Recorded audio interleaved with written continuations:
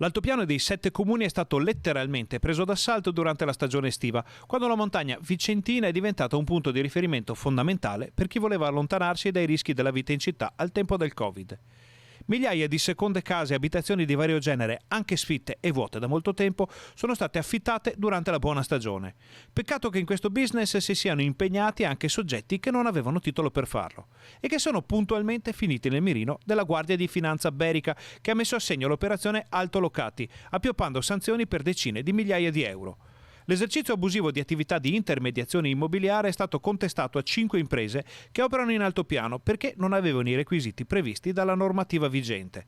Le indagini sono state eseguite tanto sul posto quanto tramite i molti siti internet specializzati nell'offerta al pubblico di appartamenti e case destinati alla locazione turistica.